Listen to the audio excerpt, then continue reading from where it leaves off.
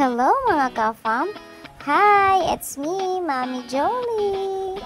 Kumakain din ba kayo ng bola-bola? Hindi ito yung bola na sinushoot sa ring ha? Ito yung bola na sinushoot sa bibig dahil kinakain ito. Maliliit nga lang, pero napakasarap. Pero ikaw na nanonood, huwag kang papayag na bidobola ka lang ha. Kung gusto niyong malaman kung paano gawin to, halika panoorin niyo ang video na to. Dapat meron kang giniling na karning baboy. Tapos, lagyan mo yan ng itlog, pampalasa, kagaya ng asin, magic sarap, oyster sauce, at harina or cornstarch.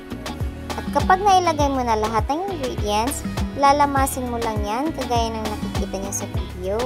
Siyempre, gagamitin nyo yung kamay nyo para mahalo mo lahat ng ingredients na inilagay mo. At upang ma-distribute ng maayos ang mga ingredients at pantay-pantay yung lasa ng magiging bola-bola mo. At syempre, wag mong kakalimutang hugasan ang mga kamay mo bago mo lamasin ang mga ingredients na yan. Syempre, kakainin kasi natin yan, 'di ba? Mahirap na. At kapag naihalo mo ng maayos ang lahat ng ingredients, pwede mo nang bilog-bilogin ang mga ito. Maliliit lang na bilog ang ating gagawing bola-bola. Hindi natin lalakihan dahil kapag malalaki masyado, maaaring masusunog na yung labas pero hilaw pa yung loob. Ayaw natin ng ganun. Kaya kapag mas maliit ang ating gagawin, mas madali siyang maluluto. Tapos, pantay yung pagkakaluto niya at hindi sunog yung labas. At hindi rin hilaw yung kanyang loob. Yung ginamit namin dyan ay cornstarch para naman crunchy yung aming bola-bola.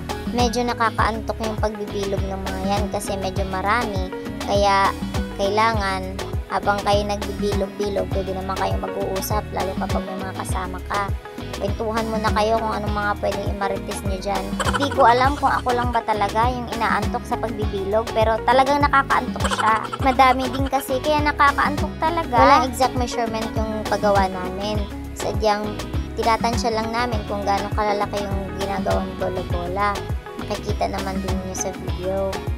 Masyado na kasing matagal kapag susukatin pa namin eh. Tatansyahin na lang namin kung gaano kalalaki yung aming gagawing bilog. Tsaka lagyan nyo ng distansya yung paglalagyan nyo. Dahil kapag magdikit-dikit yan, ay hindi yan magiging bilog.